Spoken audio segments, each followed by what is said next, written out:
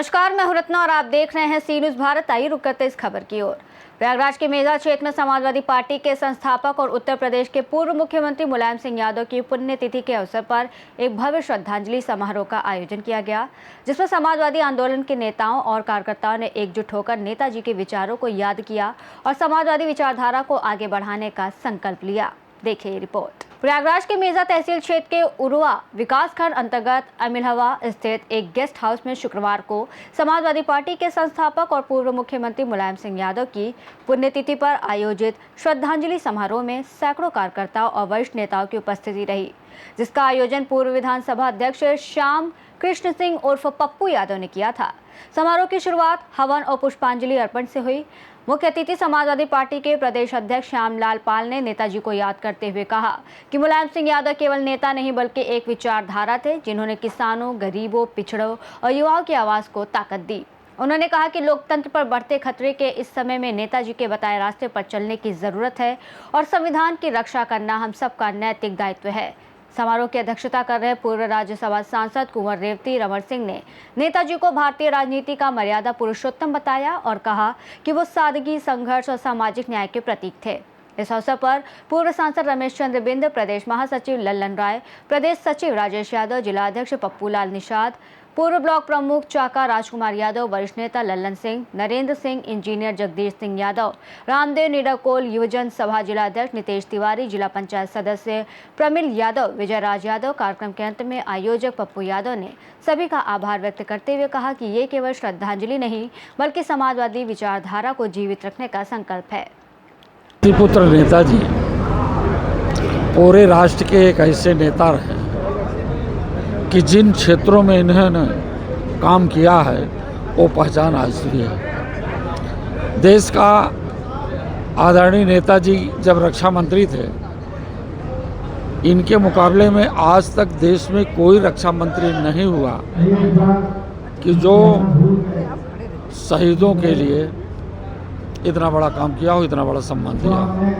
नेताजी, आपने अभी एक बात कही कि बीजेपी जो है एक छलिया बेच रखा है, एक तांत्रिक बेच रखा है, जिससे अपना मोहक लेता है और प्रभावित करके ले लेता है। ऐसा तांत्रिक कौन है? ऐसा तांत्रिक इसलिए है कि ये पीडीए के लोग बटे रहें और ये अपना हिस्से के लिए और अपने हिस्से में अपने बेटों के लिए, अपने बेटियों के लिए कुछ कर न सकें, इसलिए गांव-गांव में ये तांत्रिक भेजते हैं जिससे शिक्षा की ओर न बढ़ सकें। आखिर रामभद्राचार्य ने जो है एक डॉक्टर भीमराव अम्बेडकर पे जो खड़ी किया है वो एक तरीके से अशिक्षित है और वो जो है मूर्ख है। रामभद्राचार्य ऐसे लोग हैं कि वो पाप का काम कर रहे हैं, देश हित का नहीं कर रहे हैं।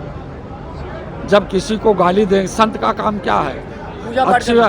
अच्छी बात को बोलना, समाज में अच्छे आचरण को देना, लेकिन ये गालियां दे करके आचरणहीन खुद होते जा रहे हैं। आखिर जज के ऊपर जो है जूतों से वार किया जाता है, उन पे जूते फेंके जाते हैं, इसलिए कि वो पीडीए का हमारे चीफ जस्टिस रहे हैं। और क्या, वो पीडीए के चीफ जस्टिस रहे हैं, इसलिए उन्हें अपमानित करने का काम किया।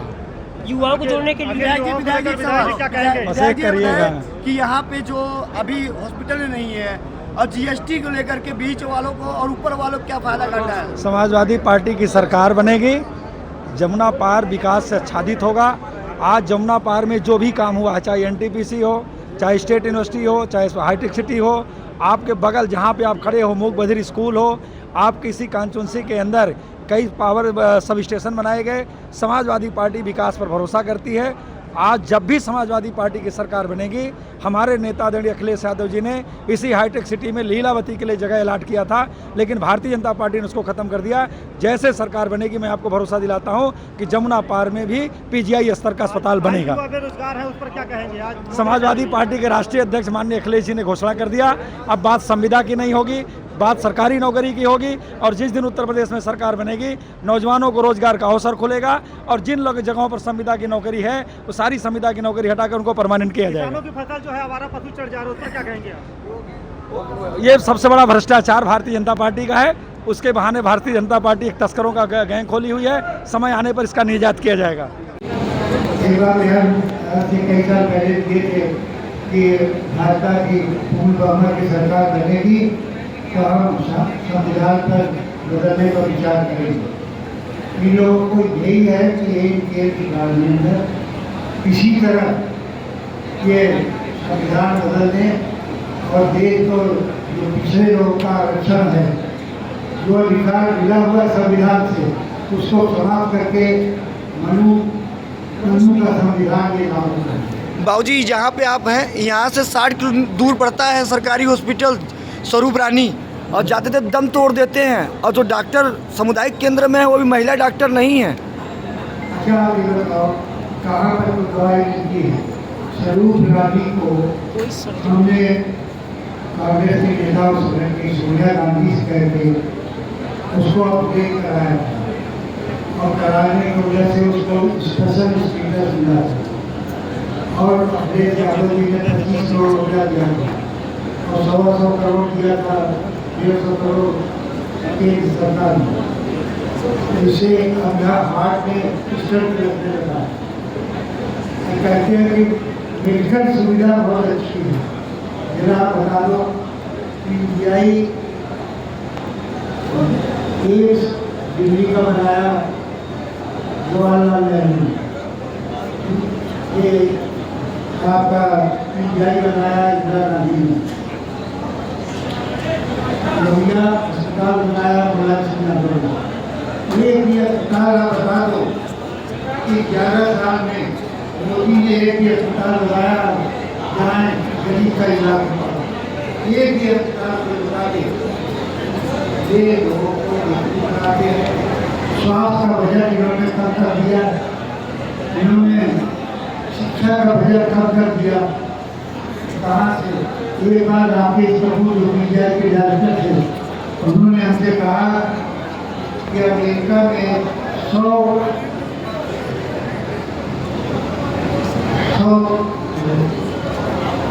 उसमें 100 पीजीआई है और यहाँ एक पीजीआई है। रोज हमारे पास आज भी 3 लोग आए थे, संदीप पटेल के पास भी जाते होंगे, लगभग भर्ती कराते, फिर वहाँ बेटी नहीं मिलता, बेड खाली नहीं है। एक ही गरीब आदमी का कहीं इलाज बेचारे दम हो गए। ये सरकार तक आप एकजुट होंगे, पहले तो मान सिंह जी को जिताइए, भारी बहुमत से जिताइए, उसके बाद पटेल जी को यहाँ से भारी बहुमत से जिता के फिर से जो है। प्रयागराज से सी न्यूज़ संवाददाता बुद्ध सेन की रिपोर्ट। श्रद्धांजलि समारोह ने ये स्पष्ट कर दिया कि नेताजी की विचारधारा आज भी समाजवादी कार्यकर्ताओं के दिलों में जीवित है। ये आयोजन न केवल स्मरण का अवसर था, बल्कि आने वाले समय में समाजवादी आंदोलन को नई दिशा देने का संकेत भी।